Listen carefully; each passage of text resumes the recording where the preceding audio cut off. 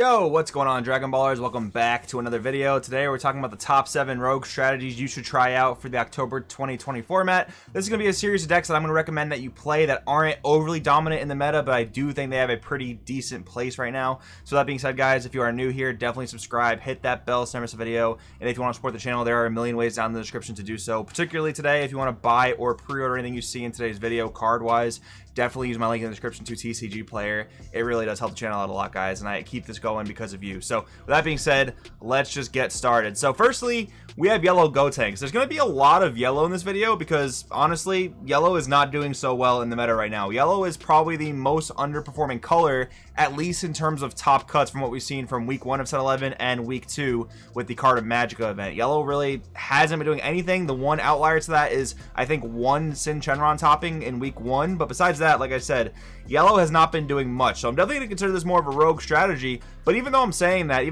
yellow hasn't been doing much in the meta, I do think it's still particularly strong. But I think you have to look at the right yellow strategy, and there are a few different yellow strategies for some different play styles and some different things that you might want to be doing. I'm going to recommend Gotenks, particularly one because the leader is very generic and very powerful. He stops a lot of extra cards, and we're seeing a lot of popular extra cards in the meta right now. One being like Max Power Kamehameha, one being like Strategy of Universe 7 for the red Gogeta decks, another one being Dormant Potential Unleashed for all the green decks. So there are a lot of really good extra cards seeing play right now, so you're getting those draws off of that basically for free. But another reason I really like Gotenks is because he actually offers some built-in removal in the deck, which is honestly something that yellow is struggling with a lot right now. Yellow just doesn't really have any great removal. I think one of yellow's biggest strengths is that you can actually create a board for very little cost, like for example going Zamasu super combo into like Bergamo, or Zamasu super combo into a few different arrivals like Goku Hit or Bojack Agent of Destruction, or even playing Raiders Warcry for 2 and tapping 1 and drawing a card, right, with the double strike there. And it's nice that Raiders Warcry has been reprinted, so it's much more of a budget alternative. I think the non-foil version for Anniversary Box 2020 is around like $7-8 at the time of recording, so it's really nice to see that card kind of become much more accessible to the community. But Gotenks going all out really gives yellow, or at least this deck in particular, kind of that removal it doesn't have typically. And what I mean is, when you play this Gotenks going all out, you basically get to choose one of your opponent's battle cards in rest mode, ignoring barrier, and negate its skills for the turn, and then KO it. So you get that double strike dual attack, which in and of itself is pretty strong. I mean, we're seeing that same stat line do pretty well in Majin Vegeta, which is actually going to be talked about in this video later. But anyways, it's a good stat line. Yeah, it's a little bit susceptible to counterplay. It's pretty susceptible against blue, where they can just kind of like trunks it back to your hand. But even against green, they can pop it with Charismatic Villain, but you do still get the draw 2. You even get the draw 2 when they bounce it back with Trunks, which is really good. But in the case of the Frieza counterplaying it, you do still get to pop it a problematic battle card, which is quite good. But besides that, you're pretty much playing yellow good stuff, and I do think there's a lot of room there for yellow Gotenks to maybe do some things. I think this is actually a deck that really benefits like a seasoned pilot, like we saw last format. We saw Jordan Markle playing it, we saw Monty Edwards playing it. Those are just really great players that, you know, wanted the utility of yellow. You know, yellow having a lot of answer cards, yellow having a lot of strong board presence, maybe not as much removal, but if you know how to execute a game plan, I think it'll actually do very well if you decide to pick it up and kind of put a little bit of time into it. Next up for another yellow deck, we have Skillless Gohan here. Now, this is a little bit of like a different realm when it comes to like a yellow deck that you could play in the rogue sense. And I think what's different about this compared to Gotenks is that this leader will just inherently draw and just gain so much advantage. Like, this again does struggle with the fact that you don't necessarily have any great removal in the deck, but I think between the leader taking life drawing cards, awakening drawing 2, and the backside is literally an activate once per turn hard plus. Couple that with the fact that when you do revive a 1-drop on the awakened side, it's generally going to be the higher dragon, so you combo that for more draws. It gets a little bit insane there. You have, you know, Goku Jr., Vegeta Jr., Saiyan Scions, just giving you even more pluses. Like, everything this deck does is absolutely plus. I think there are actually quite a few ways you can play it. I think much like Gotenks, there's a lot of flexibility and a lot of freedom in deck building with this leader, where you can play like mono yellow, blue yellow, red yellow, green yellow. I think you can see a lot of success there. But what I actually think, and this is actually a case for Gotenks as well, and another reason why I think you should pick this deck up now as more of a rogue strategy, because I think with Draft Box 6 we're getting some 1-cost yellow unisons. I think that actually gives us a lot of wiggle room in the sense of more creative deck building with these decks, because for example with Skillless Gohan, I actually think it's going to be quite good to play like a blue yellow variant, charge a blue yellow multicolor on turn 1, and then turn 2 you can go into Goku Jr., Vegeta Jr., Saiyan Scions for 1 energy, attack with it, pop it off, play your Skillless battle cards, and then you can also go with the Bergamo Unison or the new Goku Icarus Unison coming out. Those are both 1-drop yellow unisons that you can play on 2 and still maintain your curve, because the typical curve of this deck is generally Saiyan Scions on 1, popping it off, getting your Skillesses, and then turn 2. I like to play the Gogeta Unison, but some people like to go turn 3 and play a Unison there. But if you do it this way, like I mentioned, turn 1 multi, turn 2 Saiyan Scions, and then Bergamo Unison or Gohan Icarus Unison, you actually have a really good curve there that allows you to play a more flexible energy base. And I think with Gohan in particular, with all the draw power it has, it doesn't have any energy manipulation. So I think adding Senzu Bean to the deck is actually going to be absolutely perfect for it. So I would recommend picking this up now, because I do think it can do some things right now, but I do think it's actually a really good pickup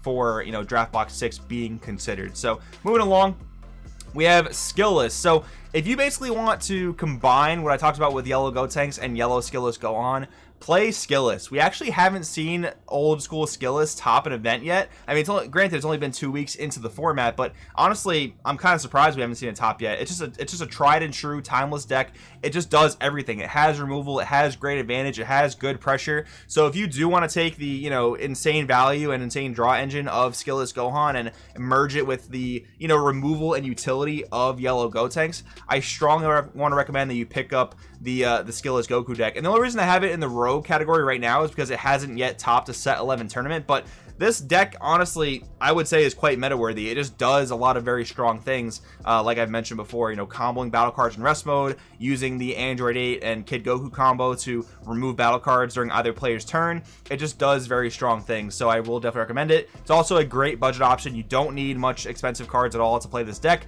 Topo may be the most expensive card you need for the deck, but that's, you know, pretty cheap now considering Anniversary Box 2020 reprints. So definitely go out and pick this deck up if you just want all around, you know, Swiss Army knife type of deck. This is a great one to pick up.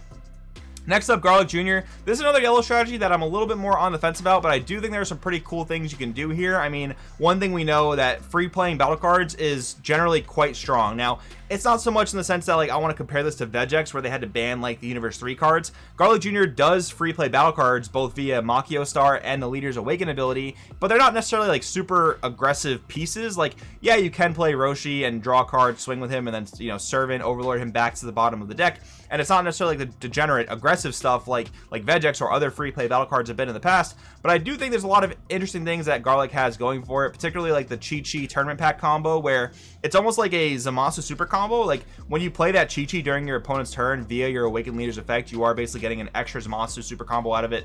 So I think that's pretty good for the deck. I think Garlic Jr. Overlord of the Dead Zone, as well as the 3-drop Garlic that goes into this, are also quite good. That 3-drop Garlic has a very unique effect in the sense that when you play it for the next turn, your opponent's battle cards with double strike and triple strike do 0 damage. So that kind of buys you a turn in a sense, because that battle card has deflect and indestructible, so your opponent's never removing it unless you're playing some sort of red that can like minus it to death. But even then, like, the deflect means that the effect is always going to resolve. Then you go into your Garlic Jr., go into your baby Unison, and it seems like you're going to be steamrolling from there with a lot of advantage and a really big beefy 30k crit indestructible that you can swing with multiple times, and your opponent really just isn't going to be able to answer. Not to mention the fact that he also has the ability to play your servants from the bottom of the deck for free. So I think that is a pretty cool thing going for Garlic right now. I would recommend trying it out if you're looking for a rogue strategy from set 11 in particular. Next up, Dark Broly. I've said it many times, I think this deck's actually very strong. Not a lot of people are playing it. I think it's a very good budget strategy that can do well in the format, but there's a lot of decision making when it comes to playing this deck, like making sure you can manage drop area so that you can play multiple Dark Brolys in a turn, making sure you're playing the right Dark Broly, just making sure you're doing everything with proper sequencing is actually very important with Dark Broly. So I said it, I think, in yesterday's video, if you want to play a deck where you just like live or die by the merits of your decisions, if you want to, you know, be heavily rewarded for, you know, learning a deck, learning it in and out, and playing it to the best of your ability, Dark Broly seems like the pick for you. But if you don't really want a strategy that, you know, is really tied to your decision making and a lot of time put into the deck, maybe this one isn't for you. But I do think it's a good mono black deck, a great budget option for certain builds. I would highly recommend it.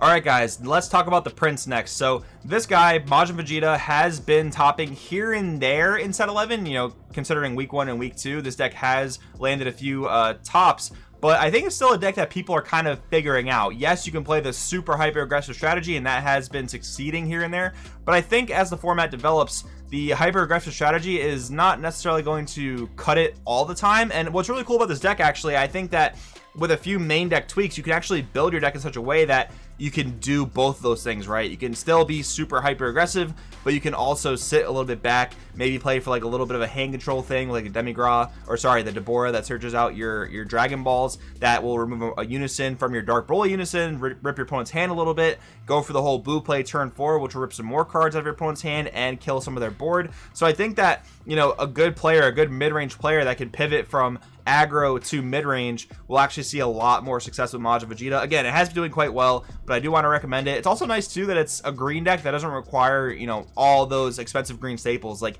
yeah, you do need Dormant Potential Unleashed for the most part, but you don't need Rebrand, Punishing Passion, which is a pretty nice thing to say about the deck in terms of like a little bit of a budget. So finally, guys, I want to talk about SS4 Vegeta. I mean, when you look at all the other blue decks, we've seen, you know, Vegito and Zamasu absolutely dominate set 10 format. They haven't done too much yet in set 11, but in terms of set 11, we've seen Soul Striker top, we've seen SS3 Reboot top, and we haven't seen Baby top yet, but I think that's more because like people aren't able to get their hands on Revenge Big Bang Attack, which is a TP promo. But anyways, I want to say here that I think SS4 Vegeta has a little bit more to prove of itself, so I am going to slot it in the Rogue strategy section, but I do think it's still a very good deck. I mean, your leader inherently ramping against a lot of matchups is going to be quite good, because either when you swing with your unawakened leader, you're going to get an energy advantage, or your opponent's going to preemptively negate or combo 5k, in which you are in a win-win situation. And we're actually not seeing a lot of leaders in the meta that awaken too early. Like Gotenks is one of them. That's one of the really popular matchups that you will see, but again, we haven't really seen Dredge Goku, we haven't seen Zamasu, we haven't seen Vegito do much of the format.